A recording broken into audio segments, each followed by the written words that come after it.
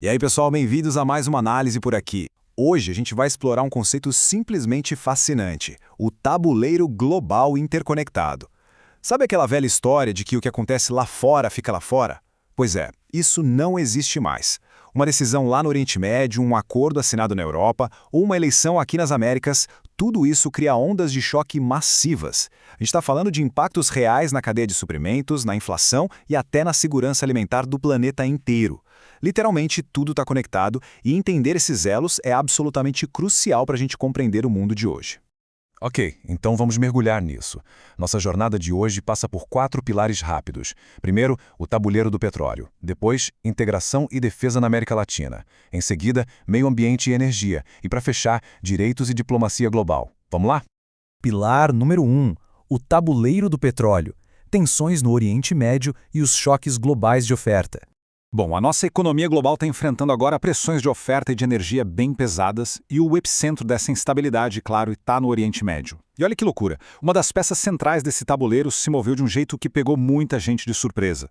Os Emirados Árabes Unidos simplesmente anunciaram a saída tempestiva da OPEP, a Organização dos Países Exportadores de Petróleo. Mas por quê?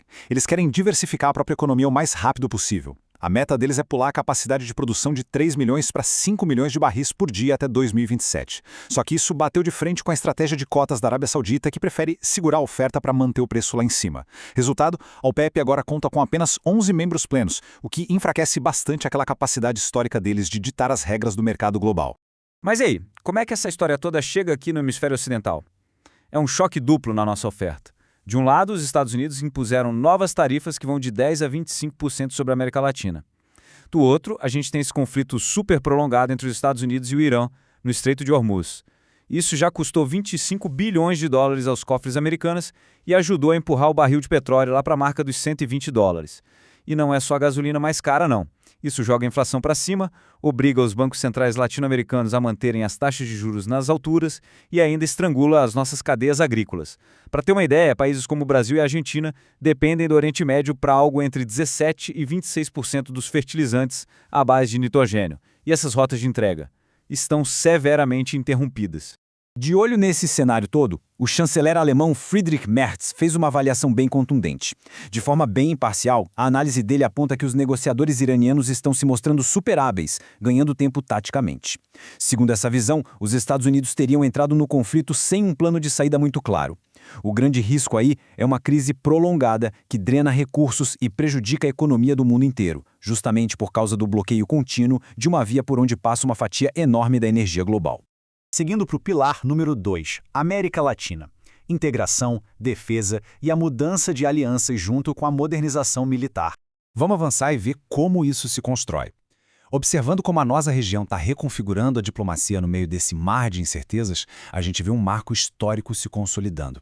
Depois de mais de 25 anos de negociações que começaram lá em 99, o Acordo de Livre Comércio entre o Mercosul e a União Europeia finalmente foi promulgado e a aplicação provisória começou agora, no dia 1º de maio. Gente, a gente está falando da criação de um mercado colossal, com 31 países, 720 milhões de consumidores e um PIB combinado que passa dos 22 trilhões de dólares. É muita coisa. E o Bloco Sul-Americano não parou por aí. O Mercosul também fechou acordos de tarifa zero com Singapura e com os países europeus do Bloco EFTA. E olha só que interessante que está rolando na vizinhança. A gente está vendo o possível degelo de um conflito diplomático que já dura quase meio século. Chile e Bolívia não têm relações diplomáticas plenas desde 1978, por causa daquela histórica disputa boliviana por uma saída para o Oceano Pacífico. Mas agora, movidos por uma afinidade ideológica entre os governos atuais, os ministros das relações exteriores dos dois países começaram a conversar. Isso pode acabar resultando numa reabertura diplomática que a nossa geração ainda não viu. Agora, o que é realmente interessante aqui é a mudança de postura na área militar. A América Latina é a região que menos gasta do próprio PIB com defesa no mundo inteiro. Mas para proteger recursos estratégicos, vários países começaram a modernizar suas forças aéreas de um jeito vital. A gente tem a Argentina e o Peru comprando caças F-16 e a Colômbia confirmando a compra de 17 caças Gripen. E vale ressaltar, isso não é uma corrida armamentista. É muito mais uma transição focada em tecnologia ocidental. Eles estão se afastando dos equipamentos russos, que ficaram difíceis de manter e sem suporte logístico por conta das sanções, e também contornando aquelas tentativas de vendas chinesas que acabaram bloqueadas na região.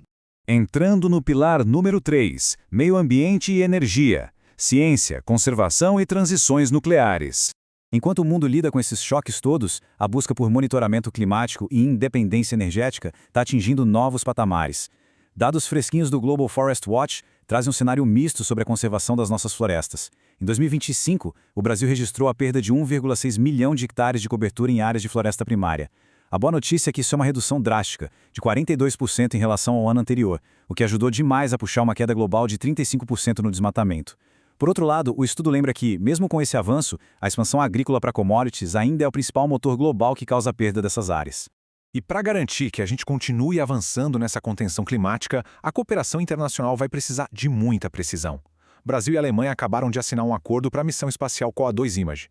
Usando a plataforma brasileira P100, esse novo satélite vai dar um salto simplesmente absurdo. Ele passa da tecnologia atual, que mapeia grandes blocos de 2 km, para uma resolução espacial de apenas 50 metros.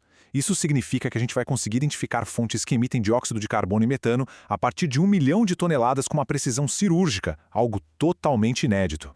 E enquanto isso, a necessidade de fugir da dependência externa está forçando decisões gigantescas lá do outro lado do mundo. Pega o caso de Bangladesh, por exemplo. O país ficou super estrangulado pela crise no Estreito de Hormuz e gastou quase 5 bilhões de dólares só importando combustível fóssil. A saída deles?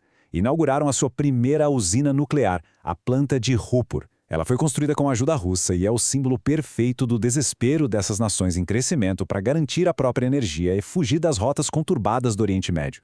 E chegamos ao quarto e último pilar: direitos e diplomacia global. Equidade em saúde, trabalho e, claro, o teatro diplomático. Olhando para as tensões das relações internacionais modernas, algumas negociações a portas fechadas lá em Genebra, na Organização Mundial da Saúde, mostram bem uma grande fratura global que a gente está vivendo.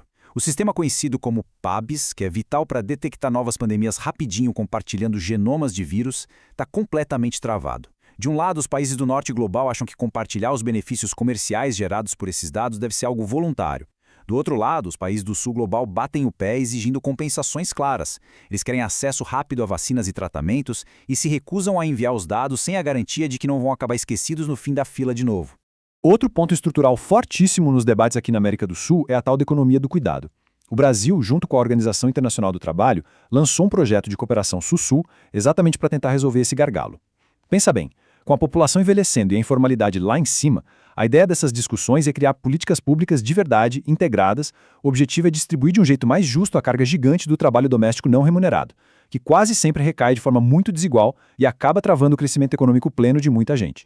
Enquanto a gente fala sobre a integração, o cenário lá dentro do Irã mostra o preço interno bem amargo desse xadrez geopolítico. O país está sofrendo com uma inflação mensal impressionante de 65,8%. A moeda deles, o rial, simplesmente derreteu e chegou na mínima de 1,81 milhão para cada dólar. E junto com esses números econômicos duríssimos, a gente tem relatórios da ONU documentando um aperto bem severo na segurança interna. Para ter uma ideia, pelo menos 21 execuções foram relatadas, mais de 4 mil pessoas foram presas com aquelas acusações vagas de segurança, e eles ainda passaram por um apagão de internet que durou 61 dias seguidos. Mas para dar uma leve quebrada no clima e fechar essa rodada, a gente precisa falar da viagem do rei Charles III ao Washington, que foi, no mínimo, peculiar. Eles conseguiram quebrar praticamente todo o protocolo real imaginável.